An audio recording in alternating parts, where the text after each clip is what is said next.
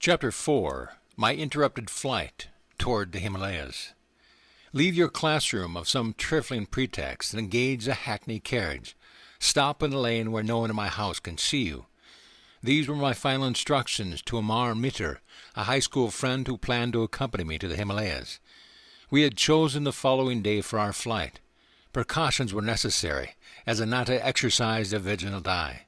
He was determined to foil the plans of escape, which he suspected were uppermost in my mind. The amulet, like a spiritual yeast, was silently at work within me. Amidst the Himalayan snows, I hoped to find the master whose face often appeared to me in visions. The family was now living in Calcutta, where father had been permanently transferred. Following the patriarchal Indian custom, Ananta has brought his bride to live in our home, now at 4 Gorakhpur Road. There is a small attic room. I engaged in daily meditations and prepared my mind for the divine search. The memorable morning arrived when inauspicious rain. Hearing the wheels of Amar's carriage in the road, I hastily tied together a blanket, a pair of sandals, Larry Masha's picture, a copy of the Bhagavad Gita, a string of prayer beads, and 2 loincloths. This bundle I threw my 3rd-story window. I ran down the steps and past my uncle, buying fish at the door. What is the excitement? His gaze roved suspiciously over my person. I gave him a non-committal smile and walked to the lane. Retrieving my bundle, I joined Amar with conspiratorial caution. We drove to Chandni Chowk, a merchandise center. For months we had been saving our tiffin money to buy English clothes. Knowing that my clever brother could easily play the part of a detective, we thought to outwit him by European garb.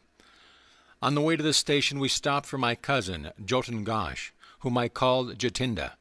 He was a new convert, looking for a guru in the Himalayas. He donned the new suit we had in readiness, well camouflaged, we hope.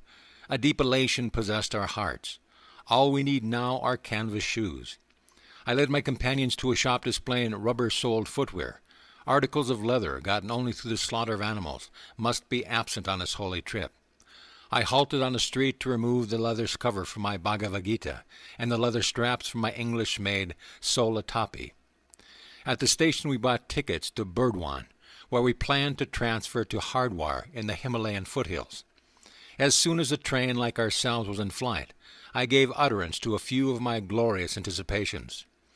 Just imagine, I ejaculated, we shall be initiated by the masters and experience the trance of cosmic consciousness. Our flesh will be charged with such magnetism that wild animals of the Himalayas will come tamely near us. Tigers will no more than meek house cats awaiting our caress. This remark, picturing a prospect I considered entrancing, both metaphorically and literally, brought an enthusiastic smile from Amar. But Jatinda averted his gaze, directing it through the window at the scampering landscape. Let the money be divided in 3 portions. Jatinda broke a long silence with a suggestion. Each of us should buy his own ticket at Burdwan. Thus no one at the station will surmise that we are running away together. I unsuspectedly agreed. At dusk our train stopped at Burdwan. Jatinda entered the ticket office. Amir and I sat on the platform. We waited 15 minutes, then made unavailing inquiries. Searching in all directions, we shouted Jatinda's name with the urgency of fright. But he had faded into the dark, unknown surroundings, the little station. I was completely unnerved, shocked to a peculiar numbness. That God would countenance this depressing episode. The romantic occasion of my first carefully planned flight after him was cruelly marred. Amar, we must return home. I was weeping like a child. Jatinda's callous departure is an ill omen. This trip is doomed to failure. Is this your love for the Lord? Can't you stand the little test of a treacherous companion? Through Amar's suggestion of a divine test, my heart steadied itself. We refreshed ourselves with famous Burdwan sweetmeats, sitabog, food for the goddess, and motichur, nuggets of sweet pearl.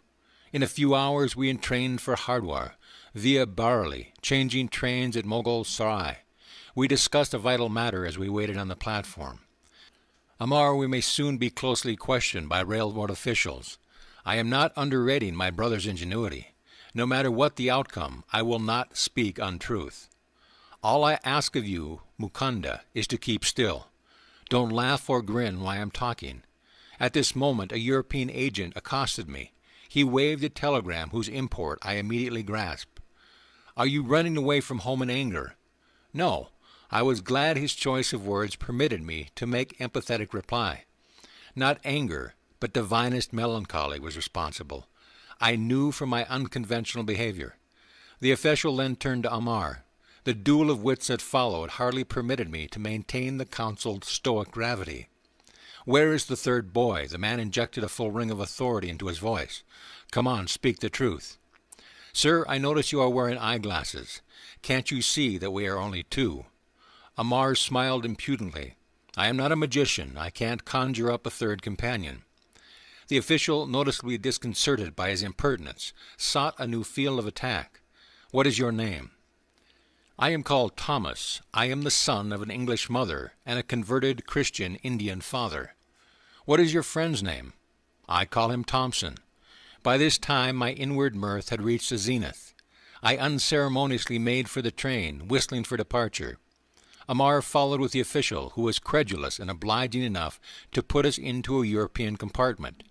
It evidently pained him to think of two half-English boys traveling in a section allotted to natives. After his polite exit, I lay back on the seat and laughed uncontrollably. My friend wore an expression of blithe satisfaction at having outwitted a veteran European official. On the platform I had contrived to read the telegram. From my brother it went thus: 3 Bengali boys in English clothes running away from home toward Hardwar via Mughal Sarai. Please detain them until my arrival. Ample reward for your services. Amar, I told you not to leave marked timetables in your home. My glance was reproachful. Brother must have found one there. My friend sheepishly acknowledged the thrust. We halted briefly in Bareilly, where Dwarka Prasad awaited us with a telegram from Ananta. My old friend tried valiantly to detain us. I convinced him that our flight had not been undertaken lightly. As on a previous occasion, Dwarka refused my invitation to set forth to the Himalayas. While our train stood in a station that night and I was half asleep, Amar was awakened by another questioning official. He, too, fell victim to the hybrid charms of Thomas and Thompson. The train bore us triumphantly into a dawn arrival at Hardwar. The majestic mountains loomed invitingly in the distance. We dashed through the station and entered the freedom of city crowds. Our first act was to change into native costume. As Ananta was somewhat penetrated our European disguise, a premonition of capture weighed on my mind. Deeming it advisable to leave Hardwar at once, we bought tickets to proceed north to Rishikesh, a soil long hollowed by feet of many masters. I had already boarded the train, while Amar lagged on the platform. He was brought to an abrupt halt by a shout from a policeman. Our unwelcome guardian escorted us to a station bungalow and took charge of our money. He explained courteously that it was his duty to hold us until my elder brother arrived. Learning that the truant's destination had been the Himalayas, the officer related a strange story. "I see you are crazy about saints. You will never meet a greater man of God than the one I saw only yesterday. My brother officer and I first encountered him 5 days ago. We were patrolling by the Ganges, on the sharp lookout for a certain murderer. Our instructions were to capture him, alive or dead. He was known to be masquerading as a sadhu in order to rob pilgrims. A short way before us we spied a figure which resembled the description of the criminal. He ignored our command to stop. We ran to overpower him. Approaching his back, I wielded my axe with tremendous force. The man's right arm was severed almost completely from his body. Without outcry or any glance at the ghastly wound, the stranger astonishingly continued his swift pace. As we jumped in front of him, he spoke quietly. "I am not the murderer you are seeking." I was deeply mortified to see I had injured the person of a divine-looking sage. Prostrating myself at his feet, I implored his pardon, and offered my turban cloth to staunch the heavy spurts of blood. "Son, that was just an understandable mistake on your part. The saint regarded me kindly. Run along and don't reproach yourself. The beloved mother is taking care of me." He paused his dangling arm into its stump, and lo, it adhered. The blood inexplicably ceased to flow. "Come to me under yonder tree in 3 days, and you will find me fully healed. Thus you will feel no remorse." Yesterday my brother officer and I went eagerly to the designated spot. The sadhu was there and allowed us to examine his arm. It bore no scar or trace of hurt. I am going via Rishikesh to the Himalayan solitudes. He blessed us as he departed quickly. I feel that my life has been uplifted through his sanctity." The officer concluded with pious ejaculation his experience had obviously moved him beyond his usual depth. With an impressive gesture, he handed me a printed clipping about the miracle. It is the usual garbled manner of the sensational type of newspaper, not missing, alas, even in India. The reporter's version was slightly exaggerated. It indicated the sadhu had almost been decapitated. Amar and I lamented that we had missed the great Yogi who could forgive his persecutor in such a Christ-like way. India, materially poor for the last 2 centuries, yet has an inexhaustible fund of divine wealth. Spiritual skyscrapers may occasionally be encountered by the wayside, even by worldly men like this policeman. We thank the officer for relieving our tedium with this marvelous story. He was probably intimating that he was far more fortunate than we. He had met an illumined saint without effort. Our earnest search had ended, not at the feet of the master, but in a coarse police station. So near the Himalayas and yet in our captivity so far, I told Amar I felt doubtly impelled to seek freedom. Let us slip away when opportunity offers. We can go on foot to holy Rishikesh. I smiled encouragingly. But my companion had turned pessimist as soon as the stalwart prop of our money had been taken from us. If we started a trek over such dangerous jungle land, we should finish, not in the city of saints, but in the stomachs of tigers. Anatta and Amar's brother arrived after 3 days. Amar greeted his relatives with affectionate relief. I was unreconciled. Anatta got no more from me than a severe upbraiding. "I understand how you feel," my brother spoke soothingly. "All I ask of you is to accompany me to Benares to meet a certain saint, and go on to Calcutta to visit your grieving father for a few days. Then you can resume your search here for a master." Amar entered the conversation at this point to disclaim any intention of returning to Hardwar with me. He was enjoying the familial warmth, but I knew I would never abandon the quest for my guru. Our party entrained for Benares. There I had a singular and instant response to my prayers. A clever scheme had been prearranged by Anatta. Before seeing me at Hardwar, he had stopped in Benares to ask a certain scriptural authority to interview me later. Both the pundit and his son had promised to undertake my dissuasion from the path of a sannyasa. Anatta took me to their home.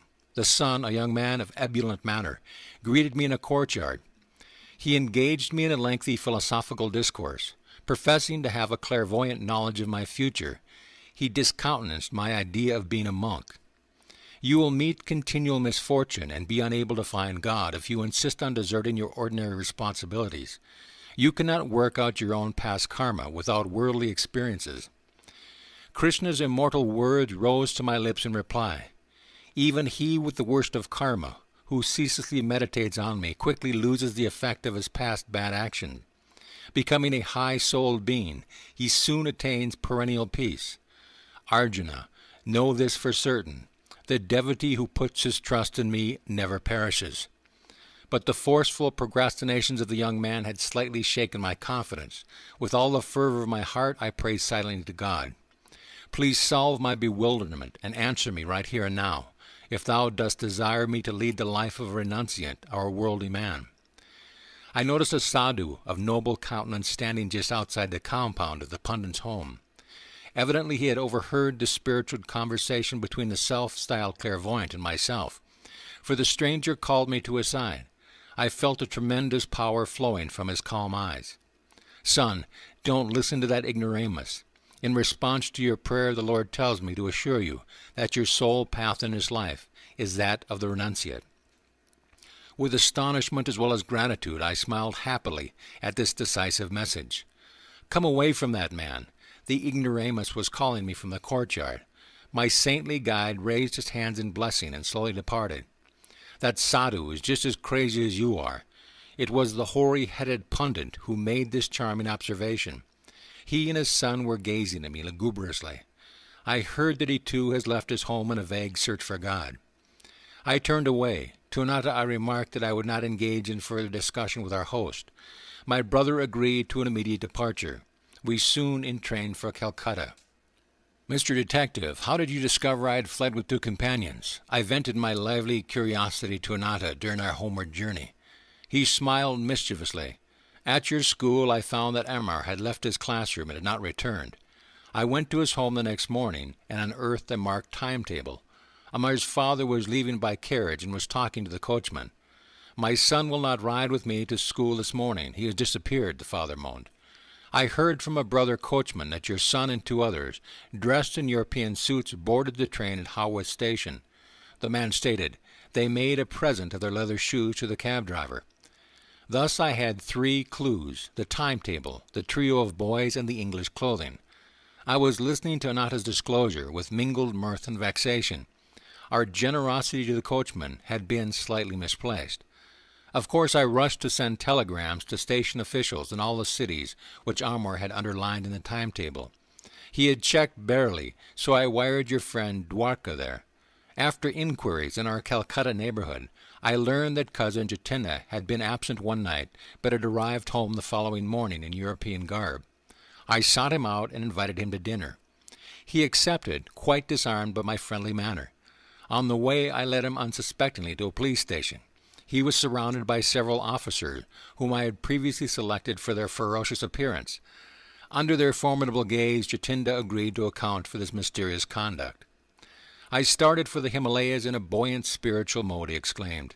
"Inspiration filled me at the prospect of meeting the masters. But as soon as Mukunda said, 'During our ecstasies in the Himalaya caves, tigers will be spellbound and sit around us like tame pussies,' my spirits froze, beads of perspiration formed on my brow.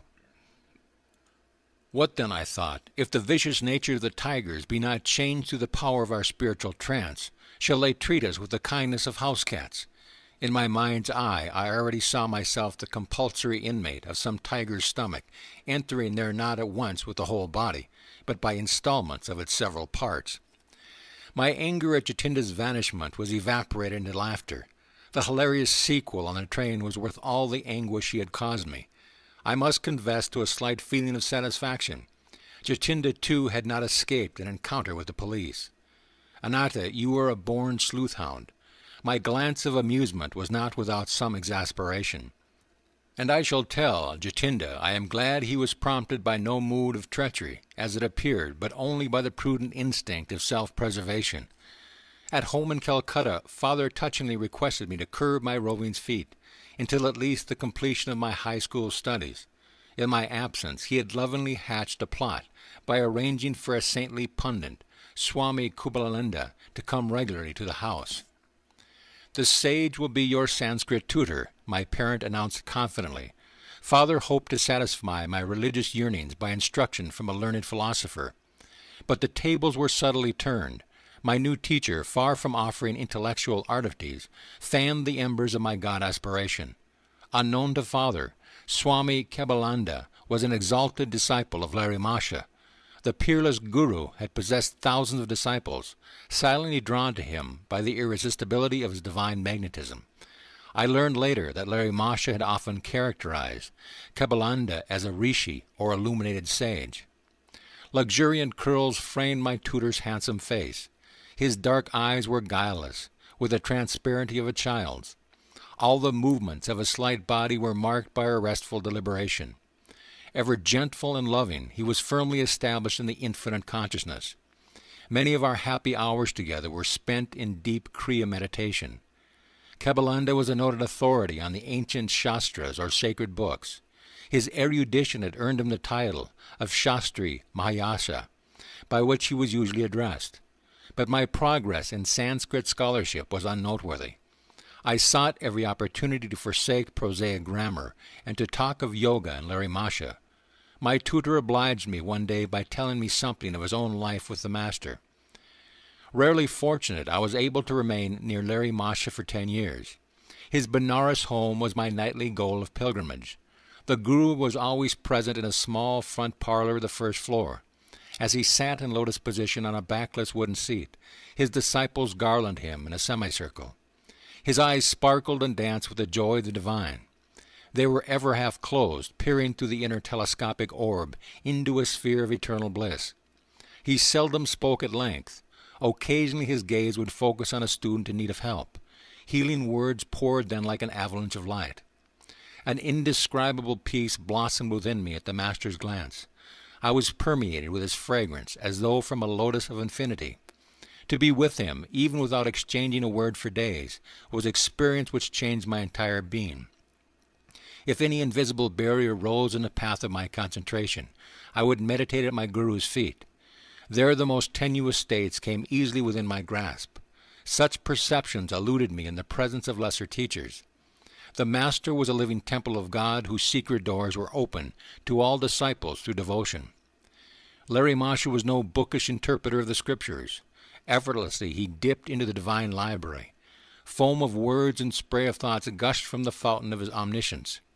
He had the wondrous clavis which unlocked the profound philosophical science embedded ages ago in the Vedas. If asked to explain the different planes of consciousness mentioned in an ancient text, he would simply assent. I will undergo these states and presently tell you what I perceive. He was thus diametrically unlike the teachers who commit Scripture to memory and then give forth unrealized abstractions. Please expound the holy stanzas as the meaning occurs to you. The taciturn guru often gave this instruction to a nearby disciple. I will guide your thoughts that the right interpretation be uttered. In this way, many of Larry Masha's perceptions came to be recorded, with voluminous commentaries by various students. The Master never counseled slavish belief. Words are only shells, he said. Win conviction of God's presence through your own joyous contact and meditation. No matter what the disciple's problems, the Guru advised Kriya Yoga for its solution. The yogic key will not lose its efficiency when I am no longer present in the body to guide you. This technique cannot be bound, filed, and forgotten in the manner of theoretical inspirations. Continue ceaselessly on your path to liberation through Kriya, whose power lies in practice. I myself considered Kriya the most effective device of salvation through self-effort ever to be evolved in man's search for the infinite. Kebalanda concluded with his earnest testimony. Through its use, the omnipotent God, hidden in all men, become visible incarnated in the flesh of Larry Masha and a number of his disciples. A Christ-like miracle by Larry Masha took place in Kebalanda's presence. My saintly tutor recounted the story one day, his eyes remote from the Sanskrit text before him. A blind disciple, Ramu, aroused my act of pity. Should he have no light in his eyes when he faithfully served our Master, in whom the divine was fully blazing? One morning I sought to speak to Ramu, but he sat for patient hours fanning the Guru with a handmade palm leaf. When the devotee finally left the room, I followed him. Ramu, how long have you been blind? From my birth, sir. Never have my eyes been blessed with a glimpse of the sun. Our omnipotent Guru can help you. Please make a supplication. The following day, Ramu diffidently approached Larry Masha. The disciple felt almost ashamed to ask that physical wealth be added to his spiritual and superabundance. Master, the illuminator of the cosmos is in you. I pray you to bring his light into my eyes, that I perceive the sun's lesser glow. Ramu, someone has convinced you to put me in a difficult position. I have no healing power. Sir, the infinite one within you can certainly heal. That is indeed different, Ramu. God's limit is nowhere. He who ignites the stars in the cells of flesh with mysterious life effluence can surely bring luster of vision into your eyes. The Master touched Ramu's forehead at the point between the eyebrows. Keep your mind concentrated there, and frequently chant the name of the prophet Rama. For 7 days, the splendor of the sun shall have a special dawn for you. Lo, in 1 week it was so. For the first time Ramu beheld the face fair of nature.